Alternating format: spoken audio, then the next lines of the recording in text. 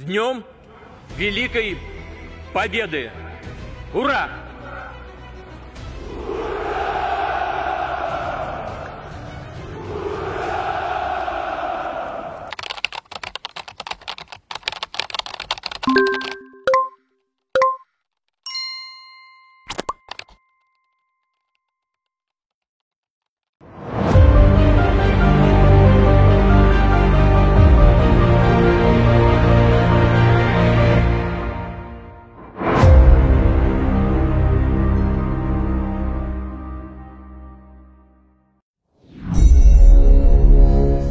Amerika, Sekutu, dan Blok Barat telah membuat 14.500 kematian di Libya, 166.000 kematian di Afghanistan, 224.000 di Syria, 1,2 juta manusia meninggal di Irak. Belum lagi Palestina dari tahun 1948, Korea, Vietnam. Banyak aja pastinya korban-korban Amerika tersebut. Membunuh banyak manusia oleh Amerika dan sekutunya sepertinya tidak membuat kaget banyak orang dan tidak ada satupun sanksi dijatuhkan kepada Amerika dan sekutunya. Kemarahan korban Amerika ada banyak macam. Yang jelas Amerika tidak akan pernah membuat sebuah negara menjadi besar tanpa restunya, menjadi negara kaya atau berdaulat tanpa restu Amerika. Apalagi pemimpin sebuah negaranya tidak nasionalis, lemah, dan mementingkan ekonomi orang di sekitarnya dan jabatannya. Pasti negara itu bertahun-tahun dikelolanya akan begitu-begitu saja, dan inilah yang disukai oleh Amerika dan sekutunya tersebut. Karena mereka pasti manut dan takut dengan sistem Amerika,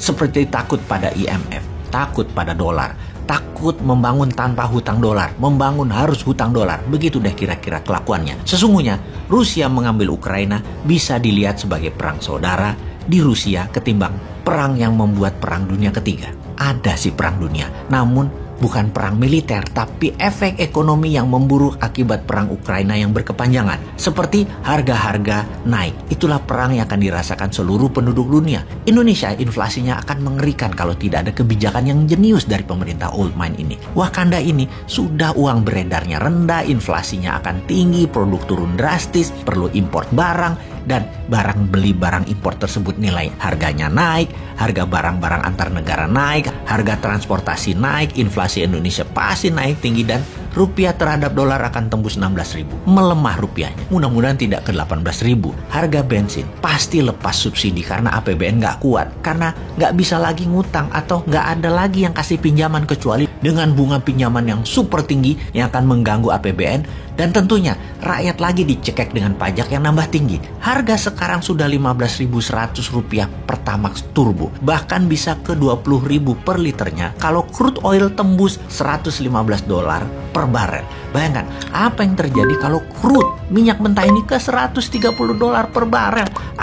Biar harga-harga di Indonesia itu. Dan semua ini akan terjadi di tahun 2022 ini. Bahkan di APBN anggarannya itu diprediksi nilai per barelnya minyak cuma 63, sekarang 115, mati kita udah 2 kali lipat, alias uang kita tuh cuma cukup beli untuk setengah tahun atau kita cari utangan lagi. Berat ini APBN. Kembali ke pertanyaan awal bahwa Amerika telah membantai, membunuh, mengendalikan banyak negara, membangun mesin perang, membuang lebih 5 triliun dolar untuk membunuh 3 juta umat manusia secara langsung dan memiskinkan 3 miliar manusia efek perang demi kekuasaan Amerika yang menggunakan cara premanisme dan anti-humanitarian itu. Dunia sebenarnya sudah gerah dengan Amerika dan untungnya Amerika sekarang presidennya terlemah dalam sejarah Amerika. Inilah yang membuat New Mind getem-getem, mau nyalip di tikungan karena Old Mind saat ini ngurusi harga-harga naik aja bingung, ngurusi BPJS aja bingung, ngurusi minyak goreng apalagi udah bingung semua orang. Jangankan mau perang lawan Amerika atau Tiongkok,